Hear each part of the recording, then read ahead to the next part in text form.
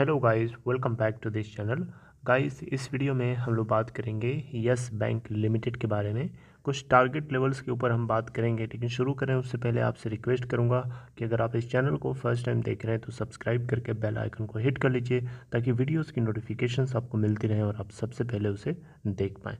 तो yes bank limited में कल कैसी सिचुएशन है देखने के लिए, कल अगर हम बात करें वेडनेसडे 24 मार्च 2021 की, तो 14.85 के ऊपर ओपन होने के बाद 14.60 का लो बनाता है और 15.00 का हाई भी बनाता है। लोअर प्राइस बैंड लगा था 11.95 का और अपर प्राइस बैंड लगा था 17.85 का। 14.65 के ऊपर क्लोजिंग देता है, जो कि 1.68% डाउन है। आप देख सकते हैं लगभग 25 पैसे डाउन जाकर के क्लोज होता है। टोटल वॉल्यूम अगर देखें तो 5,99,03,730 क्वान्टिटीज ट्रेड हुई, जिसमें से 39.77% की डिलीवरी है। मार्केट कैप देखें तो 36,705.44 करोड़ रुपए है। वहीं हम बात करें बीएससी के ऊपर तो 36,705.44 करोड़ रुपए इसकी मार्केट कैप है। और बीएससी के ऊपर ओपन हुआ था 14.90 के ऊपर और 14.60 का लो बनाता है और 15.00 का हाई भी बनाता है। अगर आप देखें तो यहाँ पे टोटल वॉल्यूम ट्रेड हुआ 94,41,655, जिसमें से 41.21% की डिलीवरी है। अगर हम यस बैंक लिमिटेड के लास्ट के कुछ दिनों की बात करें तो ईयर टिल डेट में 17.97% डाउन है, 1 वीक में 2.98% डाउन है, 1 मंथ में 9.29% डाउन है, 3 मंथ्स में देखें तो 16.52% डाउन है, 6 मंथ में 13.04% अप है।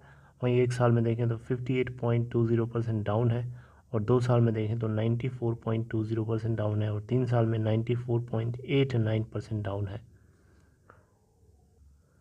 तो गाइस, कुछ यस बैंक लिमिटेड के कुछ लेवल्स को, इम्पोर्टेंट लेवल्स को हम लोग ध्यान देंगे, जिसको हम इजीली अफोर्ड नहीं कर सकते मिस करना, क्योंकि इन लेवल्स के ऊपर ध्यान देना बहुत ज़्यादा इम्पोर्टेंट है। और सुप्रीम कोर्ट की तरफ से जो फैसला सुनाया गया है, उस फैसले का क्या इम्पैक्ट पड़ेगा इसके ऊपर, और क्या लेवल्स टूट जाएंगे ऊपर की साइड वाले और नीचे वाले, उन दोनों पॉइंट्स के ऊपर हम बात करेंगे। सबसे पहले आपको बताना चाहूँगा सुप्रीम कोर्ट से जो फैसला आया है। सुप्रीम कोर्ट से क्या फ़ैसला आया? सुप्रीम कोर्ट से फैसला यही आया कि जो बैंक्स हैं एनपीए को कैटेगराइज करने के लिए जो रिस्ट्रिक्शंस लगा रखी थी सुप्रीम कोर्ट ने, अब वो रिस्ट्रिक्शंस हटा ली गई हैं। यानी बैंक्स अपने अपने एनपीएस को डिक्लेयर कर सकते हैं कि उनका कौन सा अकाउंट एनपीए है और कौन सा अकाउंट नॉन एनपीए है। राइट, तो क्या इस एनपीए के रिस्ट्रिक्शंस को हटा देने से क्या बैंक्स का एनपीए राइज होगा? सबसे बड़ा क्वेश्चन उठता है, क्या बैंक्स का जो एनपीए है ये बढ़ेगा? अगर एनपीए राइज होगा तो डेफिनेटली ये बैंक्स के लिए अच्छी खबर तो नहीं है। तो देखिए, इसका जवाब है,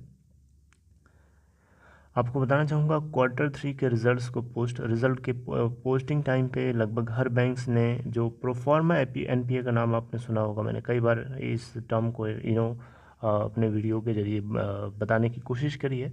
प्रोफार्मा एनपीए का मतलब होता है, मतलब एक ऐसा एनपीए जो एग्जिस्ट नहीं कर रहा है लेकिन जो बैंक्स हैं उसको मान के चल रहा है। तो ऐसा नहीं है कि ये जो एनपीए में थोड़ा बहुत राइज होगा तो ये कोई बहुत नई बात होगी। बैंक्स को पहले से पता था, बैंक्स उसको ऑलरेडी अकाउंट करके चल रहे थे। राइट, तो बैंक्स के एनपीए में राइज इतना ज़्यादा नहीं होगा, थोड़ा बहुत तो होगा ही ऑब्वियसली, लेकिन इतना ज़्यादा राइज नहीं होगा। लेकिन इससे क्या इम्पैक्ट हो सकता है वो हम लोग देखने की कोशिश करेंगे। लेकिन सबसे पहले आपको बताना चाहूँगा यस बैंक लिमिटेड के कौन कौन से इंपॉर्टेंट लेवल्स हैं। राइट, आपने देखा होगा कल यानी येस्टरडे आपने 24 मार्च 2021 को देखा कि जितने बैंकिंग स्टॉक्स हैं या बैंक निफ्टी पूरा का पूरा लुढ़कता हुआ दिखाई दिया। इसके पीछे सबसे बड़ा कारण यही था, जो बैंक निफ्टी है या जो बैंक्स हैं उन सभी के एनपीए में कहीं ना कहीं थोड़ा बहुत राइज होने की एक्सपेक्टेशंस थी, और जिसको लेकर के मार्केट जो है नेगेटिवली रिएक्ट किया और हमें सबसे ज़्यादा गिरावट देखने को मिली। लगभग 1000 पॉइंट्स के आसपास निफ्टी बैंक जो है लुढ़कता हुआ हमें देखने को कल मिला था। रही बात यस बैंक लिमिटेड की, तो मैंने आपको कई बार बताने की कोशिश करी है गाइस कि यस बैंक लिमिटेड का जो टारगेट है ऊपर की साइड का वो 22 रुपये के आसपास है। लेकिन आपने कई दिनों से देखा होगा, एक हफ्ते के लगभग से कई सेशन से आप देख रहे हैं कि ये 15 रुपये के अराउंड अराउंड रोटेट कर रहा है, 15 के आसपास जो है, ठीक है। लेकिन यहाँ पे बहुत सारे मार्केट के अंदर इस एक्सपर्ट्स बैठे हैं। इन एक्सपर्ट्स की अगर हम सुने तो यस बैंक लिमिटेड को बहुत तगड़ा एक रेजिस्टेंस, सॉरी एक बहुत तगड़ा सपोर्ट इसको मिलेगा 12.50 के ऊपर और 12 रुपये के ऊपर। यानी नीचे की साइड पे अगर आप देखें तो 12 के आसपास अगर आप अपना सपोर्ट इस पर स्टॉप लॉस लगा के चलें, या 12.50 भी अगर आप अपना स्टॉप लॉस लगा के चलते हैं, तो ये आप बहुत ही ज़्यादा सेफ प्लेस पे खड़े हैं, यानी बहुत ही स्ट्रॉन्ग सपोर्ट के ऊपर आप खड़े हैं। तो यहाँ पे मेक श्योर करिए कि अगर आप इसके अंदर पोजीशन लेना चाहते हैं तो इन पॉइंट्स को स्टॉप लॉस की तरह कंसीडर कर सकते हैं, क्योंकि मार्केट में एक नहीं कई एक्सपर्ट्स का मानना है कि 12 और 12.50 इस स्टॉक के लिए बहुत ही स्ट्रॉन्ग सपोर्ट की तरह काम कर सकता है। यहाँ पे हालांकि इन्हीं मार्केट एक्सपर्ट्स का ये भी बोल रहा है कि अगर ये सपोर्ट लेवल ब्रेकआउट हो जाता है, उस केस में ये आपको सिंगल डिजिट में भी ट्रेड होता हुआ दिखाई दे सकता है। यहाँ पे सिंगल डिजिट्स का मतलब है 9, 8, 7 इस तरीके का। और जो उस केस में या इस केस में जो लेवल्स बताए जा रहे हैं कि जो बाइंग करनी चाहिए अगर सिंगल डिजिट में चला जाता है, तो कौन से पॉइंट पे करना चाहिए, उसके लिए मैं आपको बताना चाहूँगा 7 के आसपास या 7.5 के आसपास या 8.00 के आसपास या 8.5 के आसपास जो है आप पोजीशन चाहें तो बना सकते हैं, if in case it goes below 10, जो कि बहुत ही कम चांस है। ऐसा नहीं है कि जो सुप्रीम कोर्ट की तरफ से जो फैसला आया है बैंकिंग सेक्टर के लिए एनपीओ को लेकर के, ऐसा नहीं है कि इतना ज़्यादा ह्यूजली इम्पैक्ट करेगा, मुझे तो नहीं लगता। क्योंकि बैंक्स को पहले से पता है, यस बैंक के क्वार्टरली रिजल्ट को मैंने जब बताया था उस समय बताया था बैंक ने पहले से प्रोफॉर्मा एनपीए के रूप में एनपीओ को रिकॉग्नाइज़ किया है, राइट। तो मुझे नहीं लगता कि ऐसा होगा। इफ़ इन केस होता है तो उस केस में ये पॉइंट्स हैं या इन लेवल्स के ऊपर आपको फोकस बना के रखना होगा। वहीं ऊपर की साइड पे भी बहुत अच्छे अच्छे लेवल्स दिए जा रहे हैं। यहाँ पे माना जा रहा है कि अगर 12.50 और 12.00 अगर ये सपोर्ट जो है काफ़ी ज़्यादा स्ट्रांगली बैंक को सपोर्ट करता है, काफ़ी यहाँ पे बैंक जो है मेंटेन कर लेता है अपने आप को लुढ़कने से, उस केस में यहाँ पे ये ऊपर वाले ट्रेंड की साइड से 18 को अगर ये क्रॉस करता है, 18 पे इसको रेजिस्टेंस मिलेगा, 18 पे आपको प्रॉफिट बुकिंग दिखेगी, ऐसा मार्केट एक्सपर्ट्स का मानना है, राइट। तो 18 के लेवल को अगर ये क्रॉस करता है तो फिर ये आपको 20-22 के लेवल को टच करता हुआ दिखाई दे सकता है, राइट। लेकिन अभी फ़िलहाल आपको 12.0 और 12.50 के आसपास जो है अपना स्टॉप लॉस आप यहाँ पे फिट कर सकते हैं, एंड देन अकॉर्डिंगली आप वेट एंड वॉच कर सकते हैं, राइट। बाकी आपकी मर्ज़ी है, जो भी आप करिएगा अपने ऊपर ज़िम्मेदारी के साथ करिएगा, क्योंकि यहाँ पे जो भी एक्सपर्ट्स की जो ओपिनियन है वो उनकी अपनी ओपिनियन होती है और मैं उस चीज़ को आप तक पहुंचाने की कोशिश कर रहा हूं।